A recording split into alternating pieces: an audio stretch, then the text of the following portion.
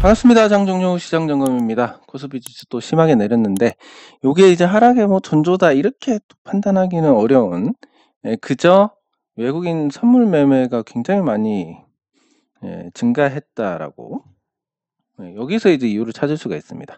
그럼 외국인 선물 매매가 왜 이렇게 증가했느냐라고 보면, 외국인 선물은 대체로 환해지, 아니 그냥 해지 성격이 강합니다. 위험 해지. 그래서 이 선물 매매가 늘어났다라는 것은 이제 전체적인 위험이 커졌다. 위험이 커졌다는 것은 우리 개인 투자자들이 보기에는 하락할 수 있다 이런 거지만, 외국인 투자자들이 보기에 위험이 커졌다는 것은 변동성이 커졌다라는 겁니다.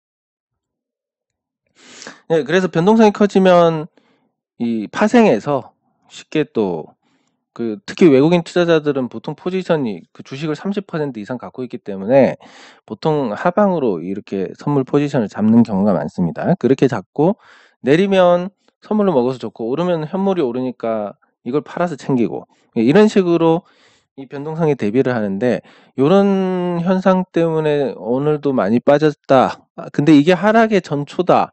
이러기에는 이때 내려가면 맞는데 지금은 모르겠습니다.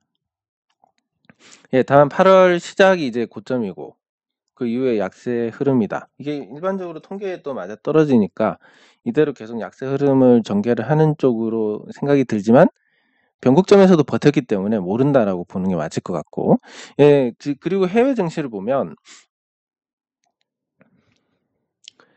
지금 뭐 원달러 환율이 다시 올라가고 있습니다. 이건 좀 부정적이고, 그리고 국제유가도 올라가고 있습니다. 이것도 부정적이다. 물가에 부정적인 영향을 줍니다. 한국은행이 적어도 금리 인하를 할 수 없는 상황이 되고 있다. 이게 부동산에는 부정적인 영향을 줄 거니까, 그게 유동성이 풍부한 상태에서 부동산이 매력이 없어진다.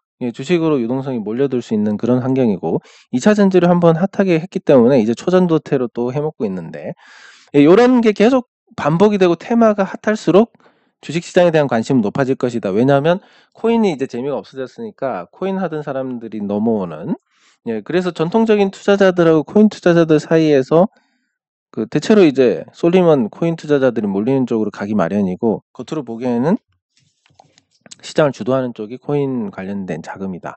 이렇게 볼 수 있는 측면도 있습니다. 그렇지만 따라간다고 해서 못 먹습니다.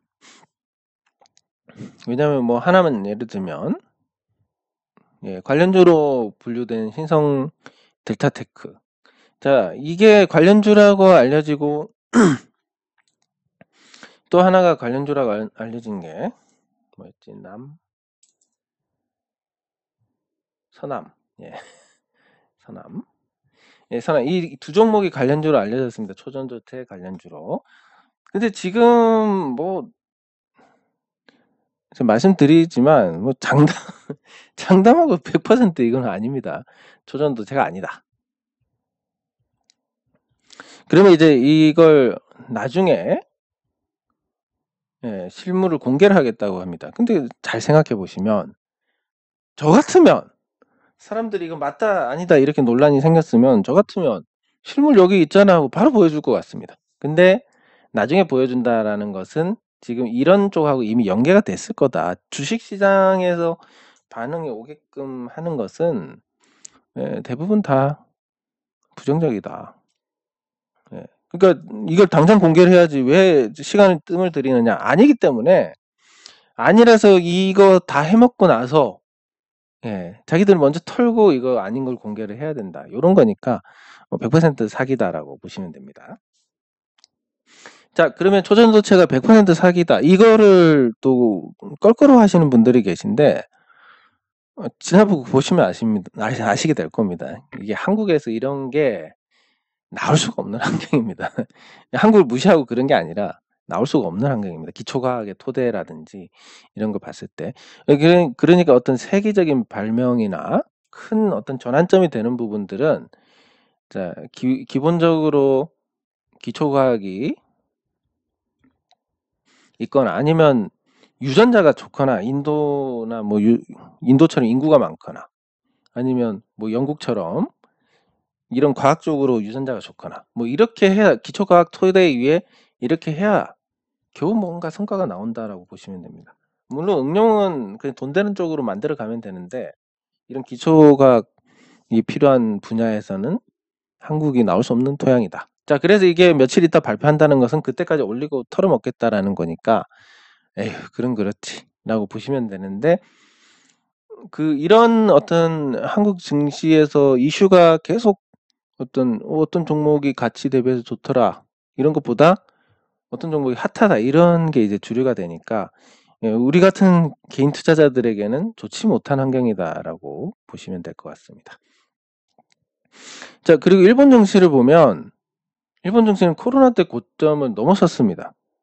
자, 이게 앞으로 우리가 이걸 따라갈 것이냐 아니면 중국 증시처럼 빌빌거릴 것이냐. 아직까지는 중국 증시하고 비슷한 상태고, 예, 그리고 유럽 쪽으로 한번 가봐도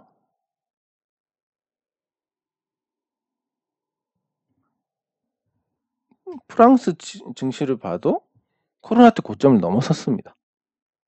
금리가 저렇게 높은데. 스페인은 뭐 그렇지 않 경제 대국은 아니지만 어쨌든 넘어섰고, 독일을 봐야 되는데 이탈리아도 고점 넘어섰고, 독일 없다. 심지어 전쟁 국가인 러시아만, 그래도 뭐 러시아도 나쁘지 않습니다. 이제 바닥치고, 이제 바닥 다지고 있고.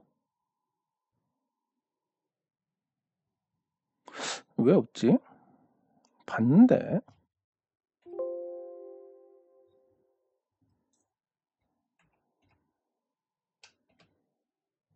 없다.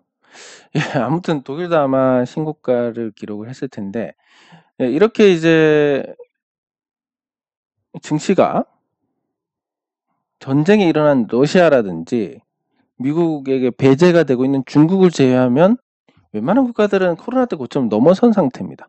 예, 미국은 못 넘어갔고 다우도 못 넘어갔지만 곧 넘어갈 기세고. 자, 그러면 이제 좀 생각을 고쳐먹고 봐야 될 것 같습니다. 우리 증시가 지금 보시면 아까 다른 국가들 증시하고 비교해도 형편이 없습니다. 사실 컨디션만 놓고 보면 일본이나 독일처럼 가야 되는데 못 가고 있고 중국 따라가고 있는 상황이고, 이게 정상이냐라고 보면 정상은 아닌 것 같습니다. 그래서 지금 시장이 예상보다 강하다라는 거, 변곡점에서 안 꺾이고 8월 통계적 약세, 물론 통계적 약세가 중간부터 나올 수도 있지만 어쨌든 8월은 약세 구간임에도 불구하고 어제 강하게 올랐다라는 거. 그래서 계속 예상보다 강하고가 반복이 됩니다. 이걸 놓고 보면 지금 이 시장은 전 코로나 때 고점을 돌파하고 달려가고 있는 다른 증시를 뭐 뒤늦게라도 따라가지 않을까. 예, 그러면 앞으로 큰 장이 선다라고 보고 시장에 대해서 긍정적인 관점을 가져야 될 것 같습니다. 지금 실적 대비해서 지수가 높고 이런 거 따지고 가야 될 상황이 아닌 것 같고, 그리고 외국인 투자자들도 반도체로 지금 무게중심이 넘어가고 있는데 외국인 투자자들이 넘어온다고 바로 반응을 하지 않습니다. 얘네들은 바닥일 때 사가지고 올라가서 팔고, 예, 이런 패턴이기 때문에 외국인 투자자들의 반도체 매수가 당장 상승을 의미하지는 않지만 하반기에 얘네들 실적이 좋아질 것이고, 그리고 2600선 이상이 부담이다라는 부분은 조금 완화가 될 것 같습니다. 자, 그러면 이제 앞으로 우리 증시가 그걸 따라간다. 2차 전진에 이미 해먹었습니다. 앞으로 2차 전진 물린 사람들은 우리 증시가 3300을 돌파해서 신고가를 찍어도 손가락만 빨고 있어야 됩니다. 이건 이미 끝났습니다. 자, 그리고 포스코홀딩스를 보면 이제 외국인 투자자들 비중이 뭐 50%대에서 이제 20%대 후반까지 떨어졌습니다. 그러면 시장에 뭐 24%나 되는 물량이 풀렸는데 그 물량이 지금 고가에서 움직이고 있다라는 거. 예. 그러면 언제든지 팔 수 있고, 또 이거 파는 걸 받아서 올리려면 더 많은 돈이 필요한데 시가총액이 50조인데 유통주식 수의 10%만 내려도 5조 원. 그 5조 원을 어떻게 받느냐? 못 받습니다. 그래서 이게 더 이상 올라갈 수가 없는 상태가 확정이 됐고, 예, 포스코홀딩스뿐만이 아니라 이제 뭐 LG 에너지 솔루션이나 에코프로비엠이나, 예, 에코프로나 뭐 다 죽었습니다. 요게 다 죽었다라고 볼 수 있고 이제 시세를 회복하기가 힘든 상황이다. 다만 에너지가 남아 있으니까 그대로 꼬로 박는 것보다는 잔불이 남아있는 형들이 이렇게 죽을 것이다. 이게 시장이 제일 좋습니다. 예, 그래서 다른 종목으로 넘어가는데 말씀드린 것처럼 뭐 서남이나 신성 델타테크는 100% 사기니까 일주일이라고 했으니까 아마 이번 주말 끝나고 다음 주 초에는 예, 끝나지 않을까. 그럼 실질적으로 이제 2차 전지 다음에 유동성이 어디냐라는 관점에서 우리가 그리고 이게 제가 여러분들에게 도움이 되는 거의 뭐 몇 안 되는 부분 중에 하나일 텐데 2차 전지 다음이 반도체입니다. 예, 그러니까 반도체 관련주를 사시거나 찾으시면 됩니다. 그럼 찾아줘라고 하시면 항상 그렇습니다. 제가 찾아드리는 게 여러분들께 도움이 되면 찾아드릴 텐데 그렇게 안 되는 게 찾아드리면 이렇게 됩니다. 제가 이런 종목도 있고 이런 종목도 있고 이런 종목도 있고 이런 종목도 있고 이런 종목도 있는데 제가 봤을 때 이게 제일 좋습니다. 라고 하면 얘들만 올라갑니다.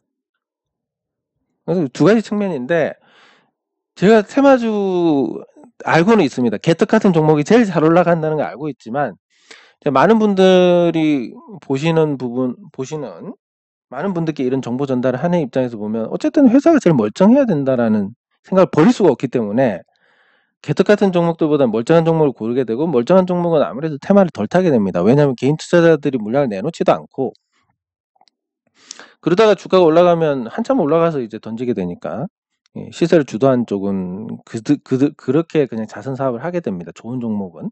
그래서 좋은 종목이 안 올라갑니다. 자, 그러면 이 2차 전지가 죽고 나서 반도체다. 삼성전자부터 살펴보도록 하겠습니다.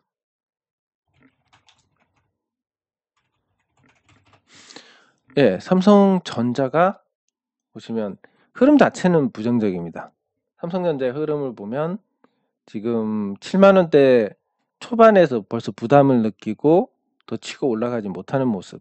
그래서 옆으로 좀 횡보를 하지 않을까 이렇게 보고 있는데 예, 월봉에서는 신호가 났기 때문에 크든 작든 한번 시세가 나올 것이고 그 시세가 7만원 초반까지 간 걸로 끝이냐라고 보면 저는 그렇지는 않다라고 봅니다. 그래서 삼성전자는 나쁘지 않은데 문제는 수익률 측면에서 삼성전자가 내려서 사면 괜찮겠지만 접근은 괜찮겠지만 수익률 측면에서는 그닥 재미가 없을 것 같고. 자, SK 하이닉스는 이미 주가가 벌써 올라 버렸습니다. 말씀드렸듯이 최고의 악재가 비싸다는 건데 SK 하이닉스는 이제 싼 종목이 아니니까 반도체가 좋아져도 뭐 크게 먹을 게 있을까? 그럼 반도체 중에서 관심 받을 만한 종목을 찾으셔야 됩니다. 근데 말씀드렸듯이 제가 찾으면 여러분들께 가장 나쁜, 일단 단기 시세로는 가장 나쁜 종목이 들어갈 가능성이 높기 때문에 여러분들께서 찾으시는 게 좋을 것 같습니다. 네, 감사합니다. 네, 주식시장에서 가장 확실한 게 인간 지표가 맞고 이렇게 생각하시면 됩니다. 주변에서 주식으로 계속 손실을 보는 사람이 있습니다. 간단합니다. 주식 내리거나 행보하거나 올라가거나 누군가 주식으로 손실 본다라는 건 그 사람이 사면 내린다라는 거니까 이 사람이 사면 팔면 되고 이 사람이 사면 더 떨어지니까 기다렸다 또 사면 되고 이 사람이 매도를 하면 팔면 올라가니까 이때 매수하면 되고 간단합니다. 예. 간단하고 경험상 이게 제일 좋은 지표인 건 맞습니다. 예. 다만 사람이 솔직하게 자기의 매매를 드러내는 사람이 잘 없기 때문에 예, 그래서 문제지 만약에 그런 걸 잘 볼 수 있다면 예, 굉장히 투자에 유용할 겁니다. 예, 감사합니다. 네, 감사합니다. 예, 뭐 전기차 부품주로 가는 건 시간 문제입니다. 예, 감사합니다. 감사합니다. 어차피 그 거품이 꺼지면 유동성이 옮겨가기 때문에 예, 견해 감사합니다. 근데 항상 이런 전망에는 예, 이런 문제가 있습니다. 자, 지금 예를 들어서 리튬이 뭐 1kg당 그냥 제 맘대로 하겠습니다. 1kg당 1억이다. 포스코 아르헨티나 염호가 아주 양질의 염호고 여기서 리튬 100톤을 생산을 할 수 있다. 그럼 이제 환산을 하면 이게 10조입니다. 자, 이렇게 단순하게 접근하면 어떤 문제가 생기냐면 포스코가 리튬을 생산을 한다는 것은 시장의 공급이 늘어나게 됩니다.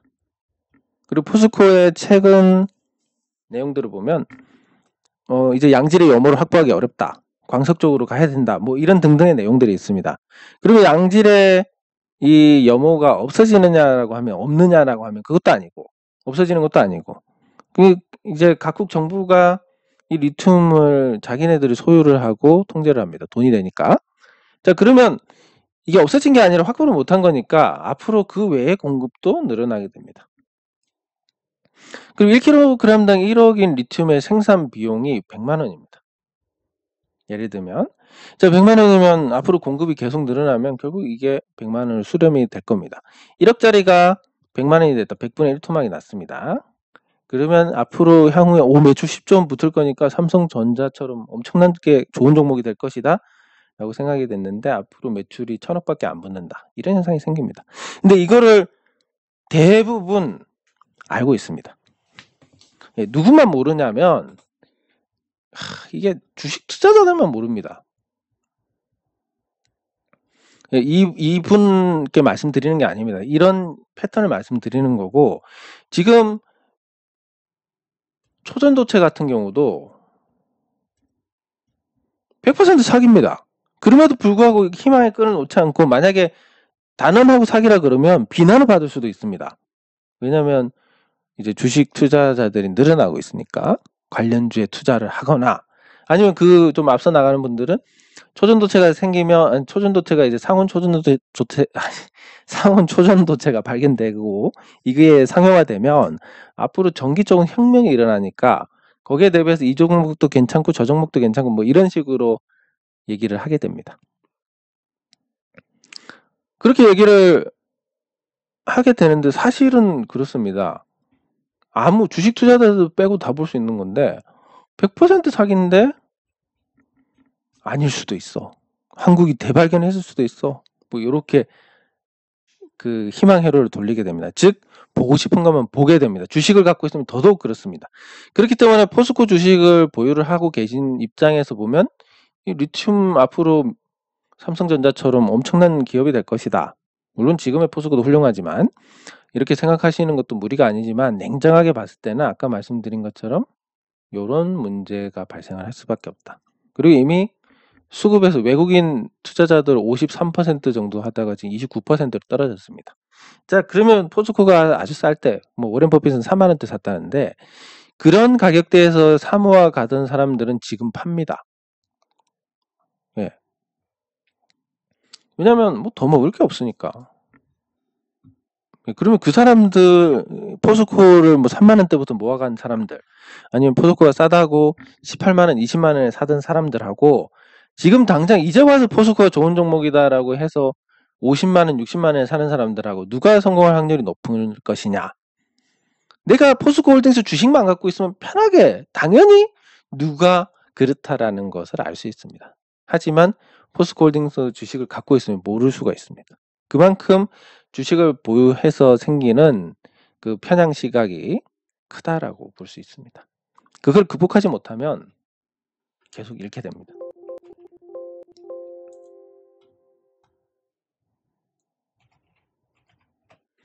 네, 현대백화점 좀 계속 부진하다가 이제 조금 반등을 하려고 하고 또 거래량도 실리고 있습니다. 기관 투자자들도 매수하고 좋습니다.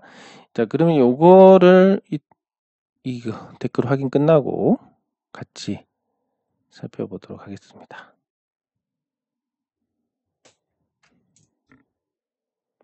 네, 감사합니다.